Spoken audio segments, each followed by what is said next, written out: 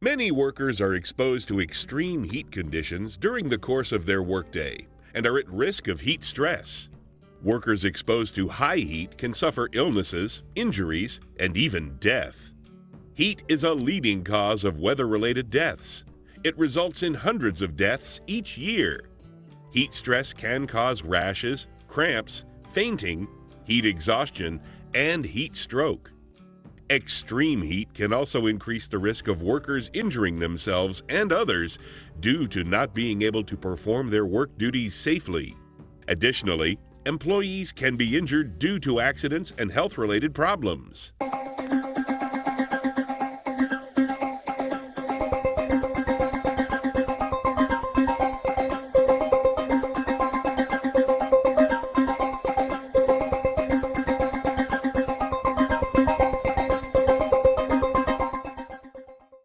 This training program will look at the different components of heat stress. The purpose is to help you understand the hazards and dangers associated with heat stress and to educate you on ways to prevent and protect yourself from illness and injury. The following items will be discussed: definitions, affected employees, body cooling systems, heat stress, heat-related illnesses, heat index, prevention and protection.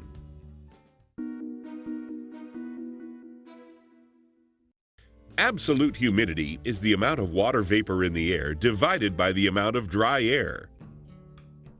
Water vapor is the gaseous state of water and is invisible. The hotter the air is, the more water vapor it can hold. Relative humidity is the most commonly used term regarding humidity. Expressed as a percent, relative humidity measures the current absolute humidity compared to what the air can hold at that temperature.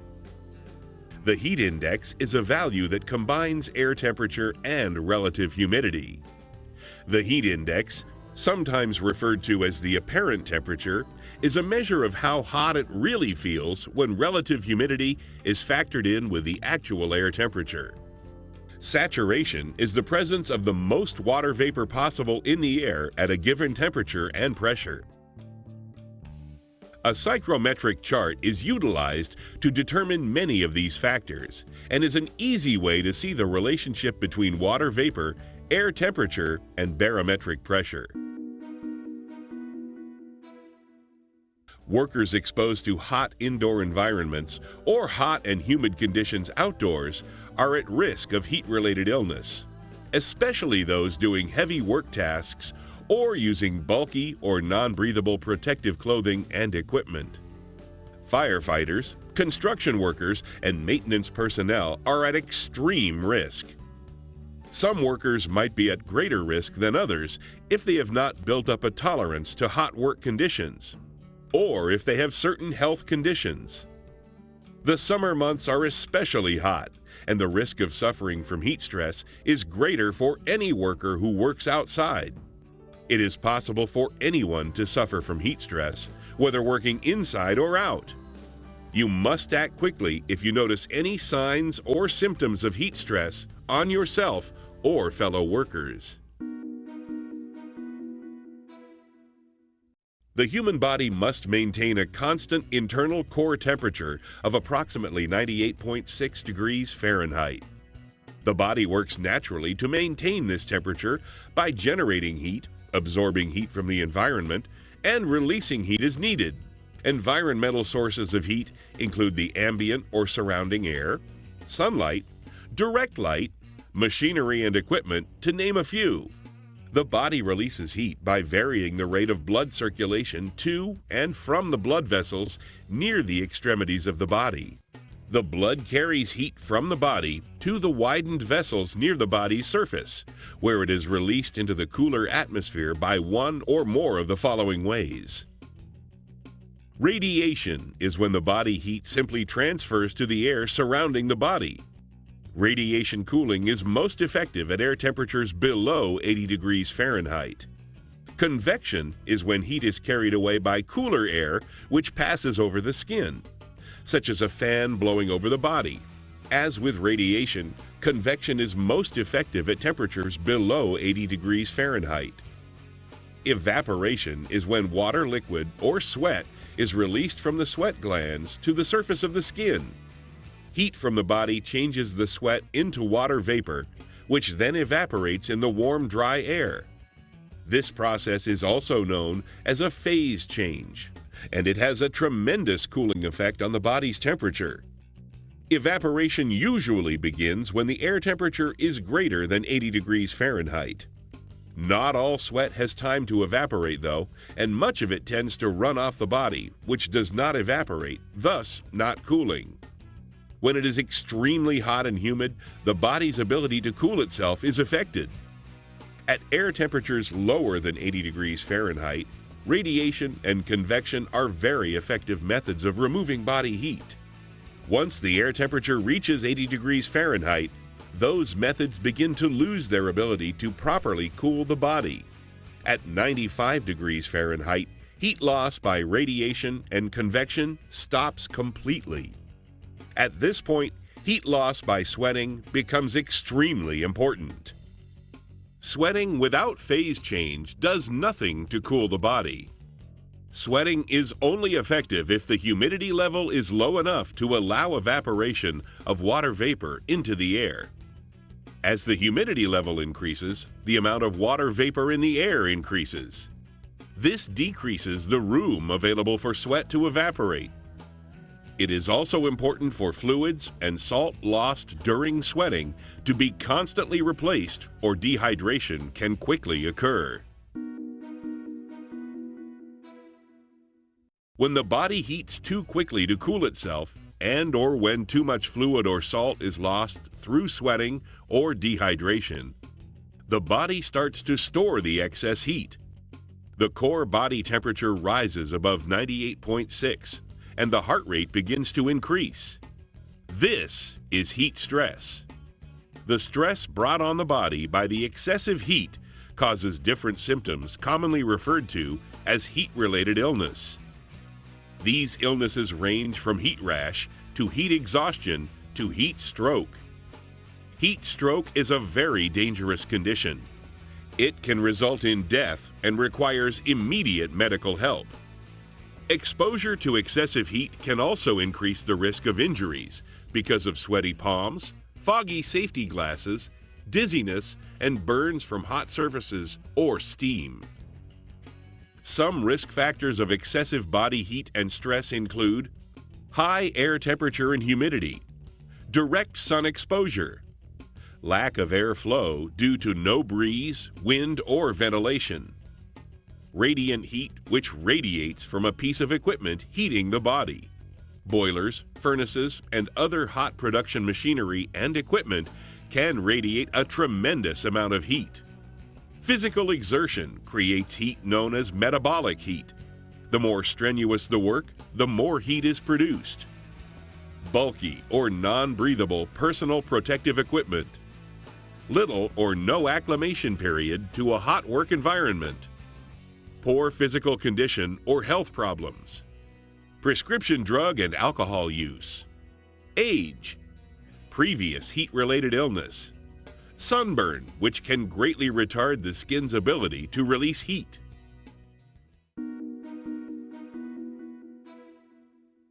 Excessive and continuous exposure to heat stress can lead to a wide range of heat-related illnesses. Generally, symptoms start out mild and can rapidly get worse if not treated. Tolerance to heat stress varies from worker to worker, but usually all workers will exhibit some reduced mental and physical performance as they become affected. As stated earlier, exposure to high heat can also increase the risk of injuries. Some of the most common heat-related illnesses are heat rash, heat cramps, heat syncope or fainting, heat exhaustion, and heat stroke. Heat rash is the most common problem and is also known as prickly heat. It appears on the skin as a red cluster of pimples or small blisters and is caused by sweating.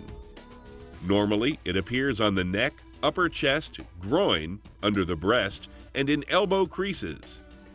The best treatment is to provide a cooler, less humid work area. Keep the rash dry and use powder to provide comfort. Do not use creams or ointments that make the skin moist and warm. Heat cramps are muscle pains usually due to physical work in hot environments. Heat cramps are caused by the loss of salt and fluids during sweating. Usually the cramps occur in the legs, abdomen, and arms. If you get heat cramps, you should stop work activity and replace fluid loss. Relax and sit in a cool place and drink water and/or sports drinks, which replace electrolytes.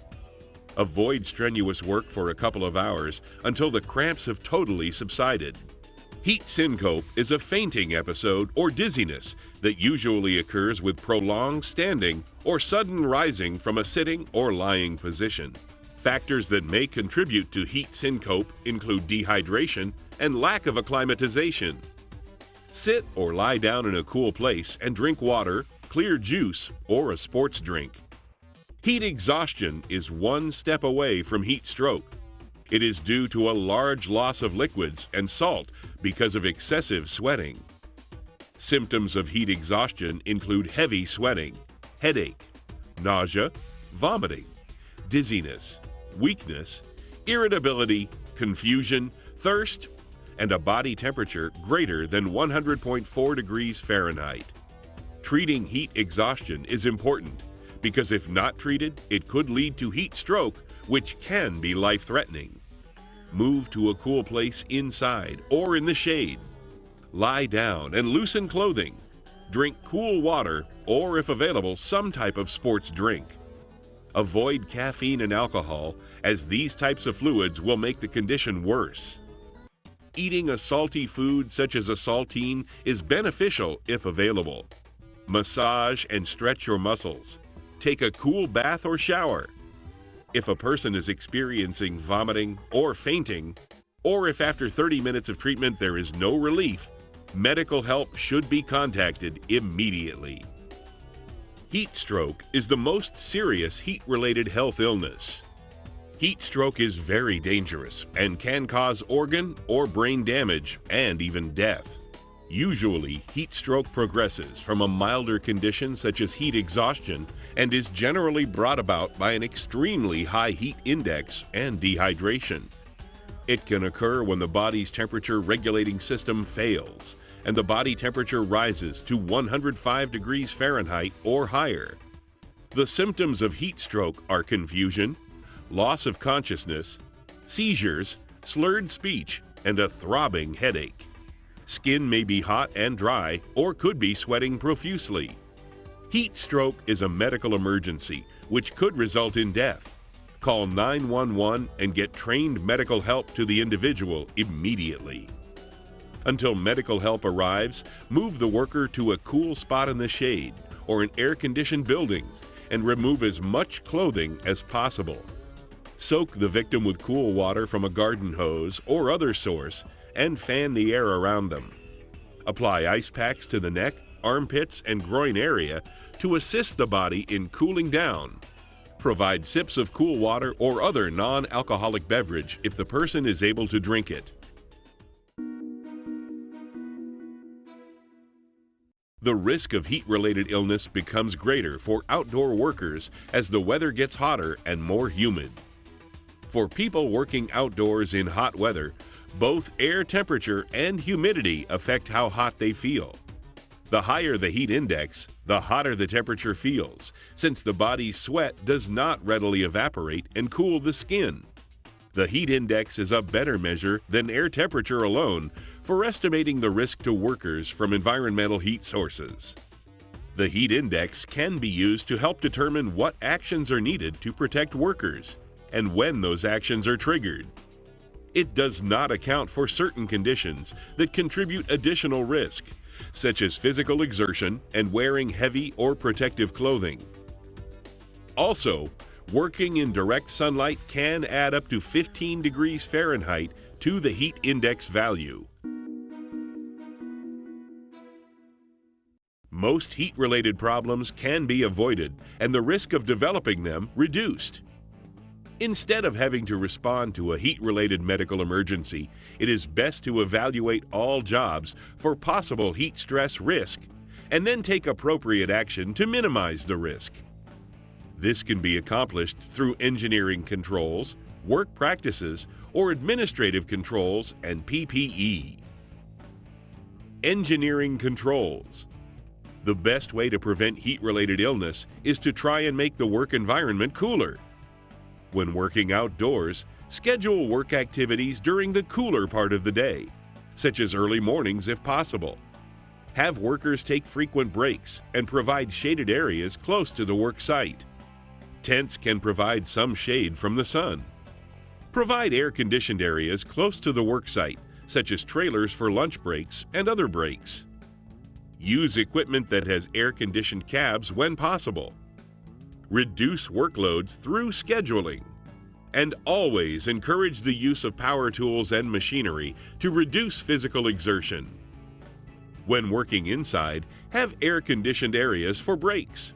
If possible, air-condition the entire work area. Utilize fans and ventilation systems to increase airflow in the overall area. Portable cooling fans can provide relief to certain areas or individuals. In high heat areas, such as around production equipment, the use of specialized exhaust ventilation systems to remove heat or moisture is recommended. Finally, using reflective shields can help redirect radiant heat along with proper insulation. Work practices or administrative controls. There are work practices which should be in place for workers to follow.